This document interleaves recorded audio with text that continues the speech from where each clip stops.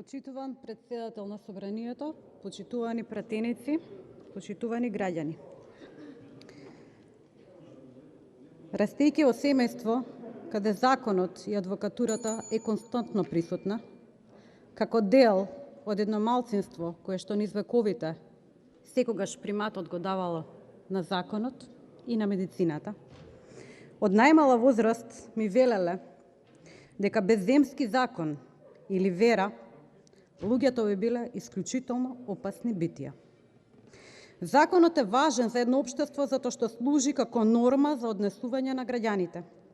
Го одржува општеството во функција. Беззаконие значи хаос. Беззаконие значи опстанок на најсилните и систем во кој преживеувањето е оставено на принципот секој сам за себе. Принципот што го гледаме денес. Законот треба да прави јасна дистинкција помеѓу она што е правилно за поединецот и она што е правилно за сите нас. Античкиот египетски закон, да е датиран уште од 3000 година пред нашата ера, се заснувал на концептот маат и се карактеризирал со традиција, реторички говор, социјална еднаквост и непристрасност.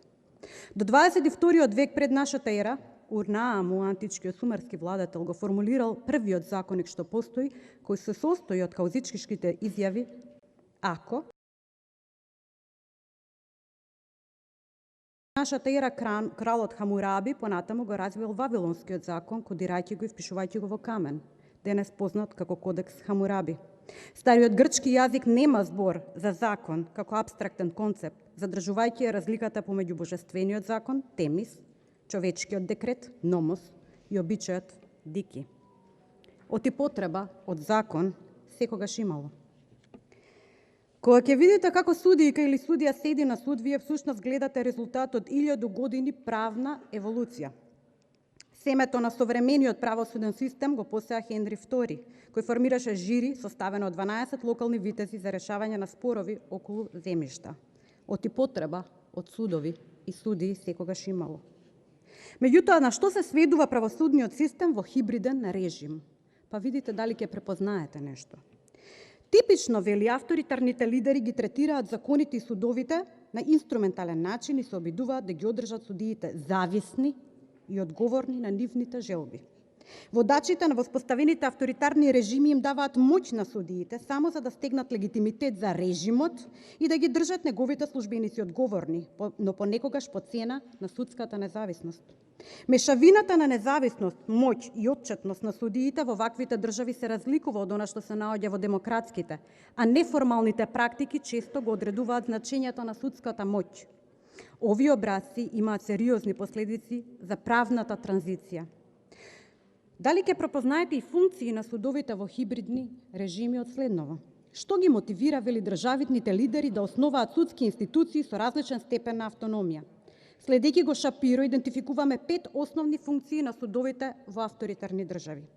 Тие се користат да, под 1, воспостават социјална контрола и да ги парализираат политичките противници. Зајакнување на тврдењата на режимот за легална легитимност. Зајакнување на административната усогласеност во рамките на собствената бирократска машинерија на државата и решавање на проблеми со координација помеѓу конкурентските фракции во рамките на режимот.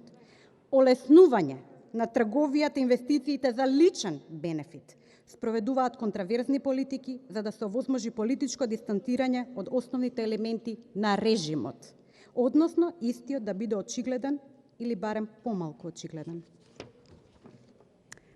Но ние сакаме да влеземе во ЕУ.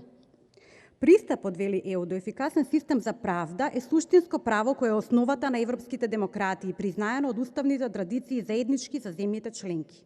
Под број 1 го ставаат квалитетот, независноста и ефикасноста како клучни компоненти за ефикасен систем на правда, како основно право на граѓаните заведено во член 6 од Европската конвенција за човекови права, кое гласи: при утврдување на неговите граѓански права и обврски или за какво било кривично обвинение против него, секој има право на фер и јавно сослушување во разумен рок од независен и непристрасен трибунал утврден со закон. Оценката на ЕУ за нашиот правосуден систем следи. Табелата за оцени придонесува за идентификување на потенцијални недостатоци, подобрување и добра практика има за цел да ги представи трендовите за функционирање на националните системи за правда со тек на времето. Презентираните метрики спаѓаат во следниве наслови за Македонија. Квалитет, вели. Ефективните системи на правда не бараат само навремени или избрзани, но и високо квалитетни одлуки. Квалитетот е двигател за довербата на граѓаните и деловните субјекти во правосудниот систем. Довербата во правосудниот систем кај нашите граѓани во Република Македонија е лесно мерлива. Само прашате ги пријателите, комшиите или вашите фамилии. Или доколку не смеете на глас, прашате се самите себе пред огледало. Но ако веќе мора да зборуваме со гласот на ЕУ, бидејќи константно е побаран од опозицијата, ЕУ барометерот вели 7 од 10 испитаници не му веруваат на правосудниот систем во оваа држава, или само 19% му веруваат на истиот. Втората компонента е независност. ЕУ вели вака: перцепираната независност на судството кај пошироката јавност и компаниите, вклучувајќи и главни причини за перцептивниот недостаток на независност, како општество за кое од ЕУ постојано се добиваат забелешки од страна на релевантни меѓународни институции за партизацијата на судството, како воопшто да ја разгледуваме ставката независност. И за кого денес треба ние да гласаме? Кого денес треба да го кронисаме како уставен судија? Па денес, почитувани колеги, треба да гласаме за судија за кого Уставниот суд има утврдено дека на адвокатите во предметот за 27 април им е повредено уставното право на слобода на мислата и на јавно изразување на мислата. Значи, треба да поддржиме предлог кој не дозволува слобода за изразување. За судија за кој има сведочење од обвинител дека влијало на судски постапки спротивно на закон, пак што е основ за разрешување, а не за наградување. За судија за кого народен правобранител утврдил прекршување на законите. За судија за кого Комисијата за заштита од дискриминација во 2 наврати има утврдено дека постапил незаконски и ги прекршил основните човекови права. За судија за чие незаконско работење пишуваат меѓународни познати списанија. За судија за кого, пазете, самите предлагачи, членовите на Судскиот совет самостојно утврдиле дека во случајот 27 април е направена повреда на законот од страна на Советот начело со предметот Кацарска. За судија која ги помилуваше главните виновници за 27 април, а за возврат го променија и светото име на нашата држава. Држава значи пред се ред. Демократија значи ред. Почитувани, не е време да си играме држава, а уште помалку да си играме демек демократија во истата. И во тој стил демек судство, а всушност одмазда. Озаконета омраза за различна идеологија, омраза за различноста. Но двојните аршини на делувањето се познат начин на оваа власт.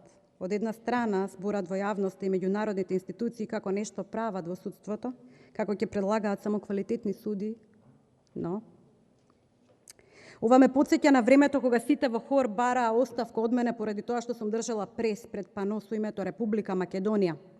За потоа да бидам разрешена само поради оваа причина, а паралелно пола влада и други именувани функционери до ден денеска се сликаат пред табли со називот Република Македонија.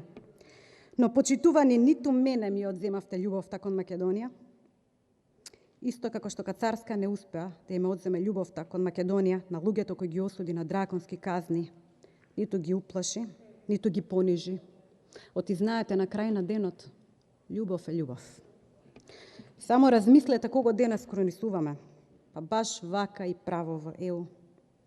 Мирот, почитувани, не е отсуство на конфликти и тензија, туку присуство на правда. И имате право, додека нема правда, нема да имате ни вие, ни ние мир. Ви благодарам.